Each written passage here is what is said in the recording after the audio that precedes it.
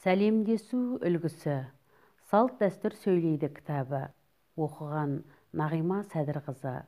Көңілдеріңізден шығып жатса, менің арнама тіркеліп, пікір қалдырып, жақын жандарыңызбен бөлісе отырыңыздар. Пайғамбар Миғраждан үмбетіне 9 қасиетті зат әкеліпті.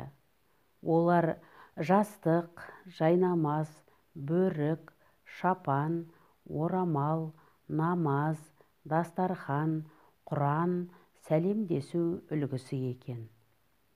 Пайғамбар Миғражға көтерілгенде алдынан періштелер шығып, «Ассалаумалейкум, әлемнің рахымы» деп сәлем береді. «Уалейкум салам» деп жауап береді. Мұндағы «Ассалаумалейкум» сөзі Алланың нұры жаусын, бар жақсылықты нәсіп етсін деген мағынаны береді.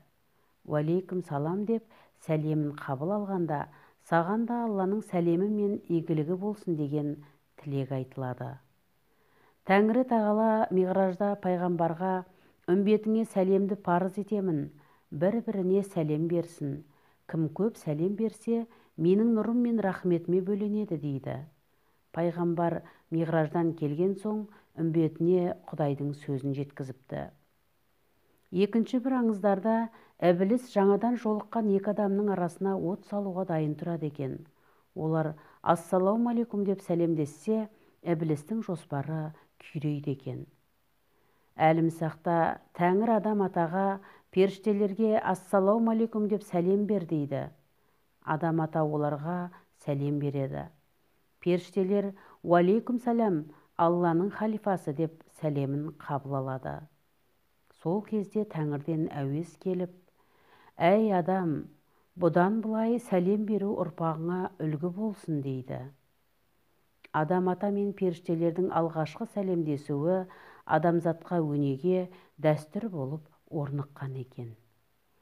Бауыржан Момышұлының «Ұшқан ұя» деген естелік кітабында сәлем беру дәстүрі жайлы былай деп жазады. Киіз үйдің төрінде бір топ ауыл ақсақалдары жанбастай жайғасып, баппен қымыз ішіп отыр екен. Әкем дастархан шетінде қымыз құйып отыр. Ол мені ымдап шақырды да құлағыма: «Сен немене, аталарыңа сәлем беруді ұмытпа дегенім қайда?» деп сыбырлады.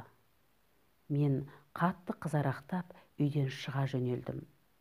Сыртта біраз тұрдым да нық басып үйге қайта кірдім.